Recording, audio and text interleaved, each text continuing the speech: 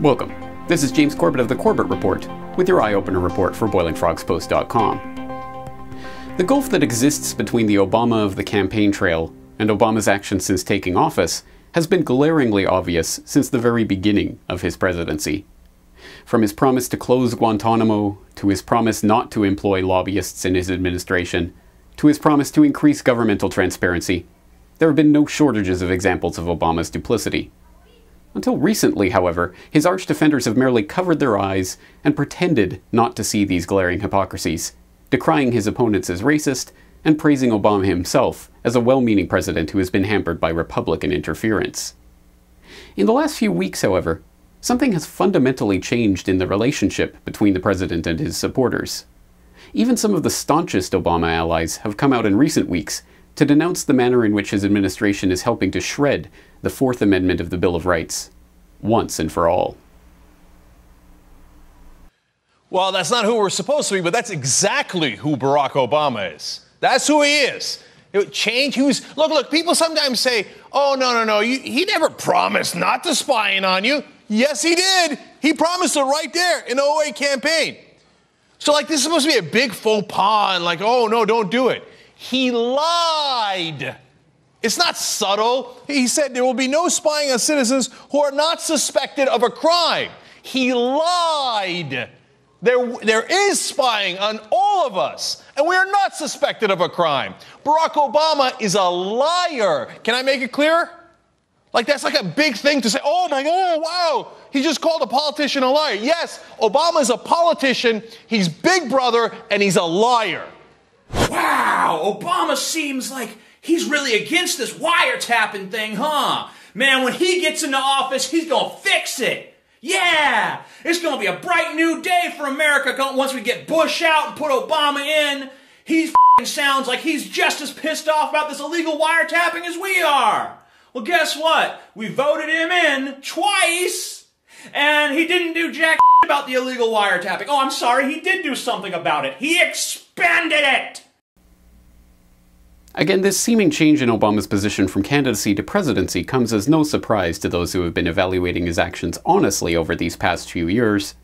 But now even his biggest supporters are able to see through the hope and change rhetoric to the unpleasant reality underneath. One of the clearest and most remarkable signs that Obama was not what he claimed to be has always been the war on whistleblowers his administration has been waging since the moment he took office.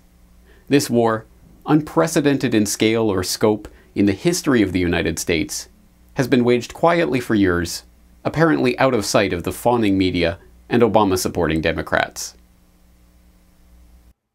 Famously, Obama's administration is engaged in more prosecutions of whistleblowers under the 1917 Espionage Act than all previous presidents combined.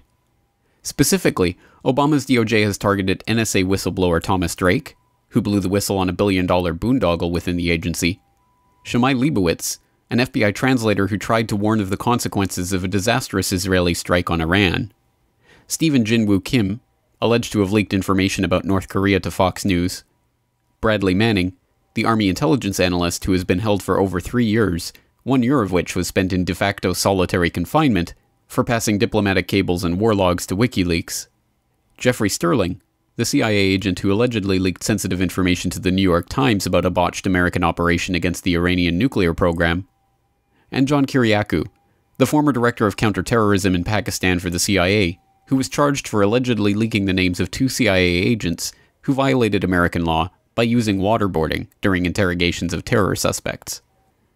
The hypocrisy and double standards in these cases is striking. Kim is effectively being charged for doing what dozens of White House and congressional sources do every day under conditions of anonymity: leak information to the press about supposedly classified information. When the government approves of such leaks, as in the tip-offs to the New York Times about the president's kill list or the US creation of Stuxnet, this is perfectly allowable.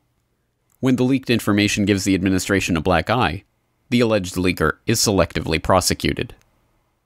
The hypocrisy is even more blatant in the case of Kiriakou.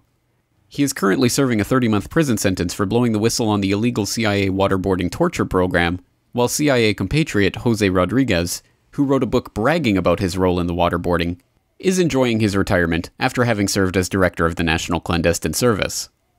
The law that Kiriakou was eventually convicted of breaking one barring the revelation of the identity of covert operatives, is the exact same law that signally was not used to prosecute Dick Cheney when his office leaked the identity of CIA officer Valerie Plame in 2003.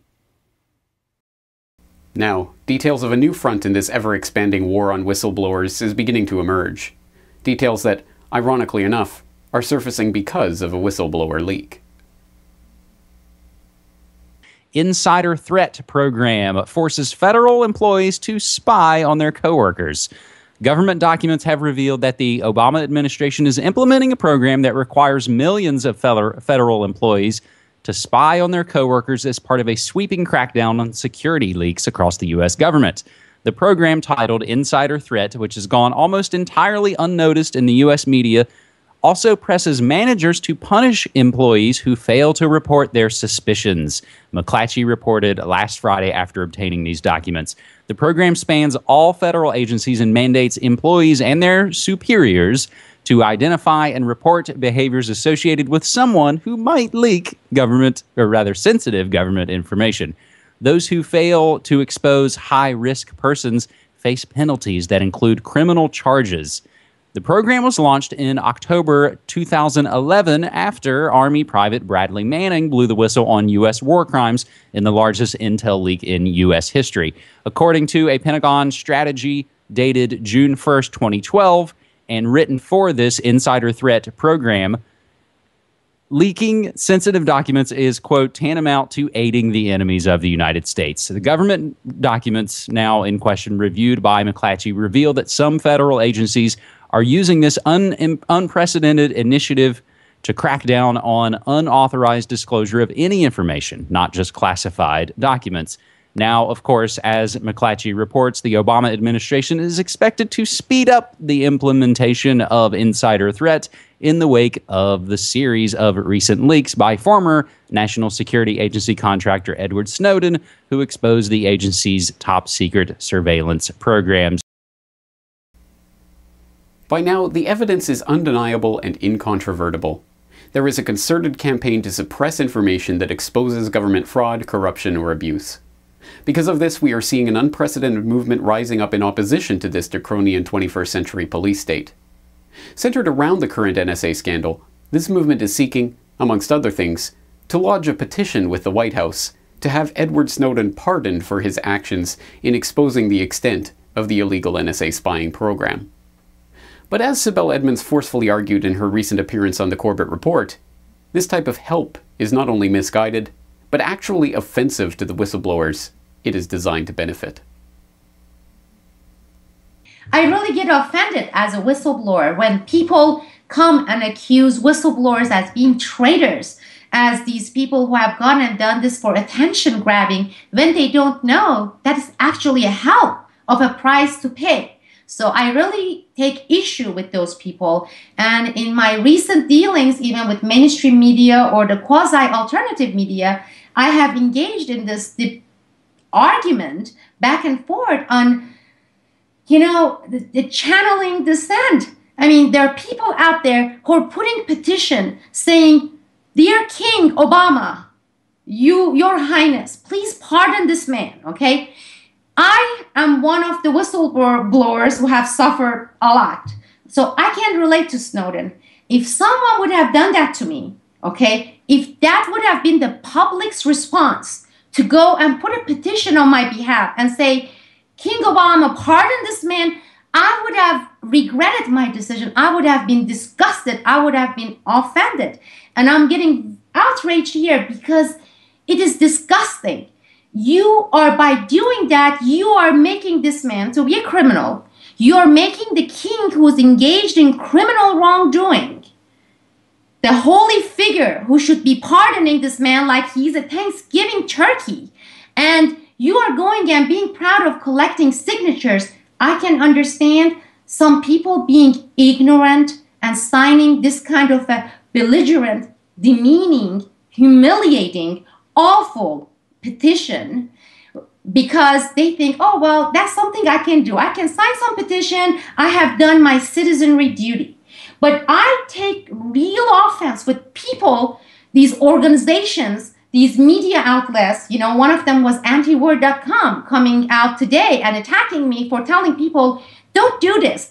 Don't legitimize the illegitimate system by going and seeking pardon for someone who has exposed crime, okay? There is only one party here who should be seeking pardon from the people, and that is the king and all the king's men who have engaged in illegalities and violating the Constitution, and they need to go down on their knees and seek pardon from the people. That is, if we are the representative government. And there are people who should be given medals to raise this awareness and issue and expose the king and all the king's men criminality. So it's offensive, and I hope that our viewers, our listeners will go out there and tell these people that they are further legitimizing a criminal, illegitimate system. Exactly as Edmonds argues, the long-term solution to the problem we are facing cannot possibly come from people petitioning for the very criminals who are breaking the law to grant their pardon from on high, thus legitimizing the very criminal system that the people are supposed to be protesting. The idea that the criminals can pardon the whistleblowers is an insult to every decent American, and indeed people around the world, who are outraged by and fed up with the rampant criminality of their own government. Precisely as Edmonds indicates, the ultimate solution is not going to come from Washington, but from the people.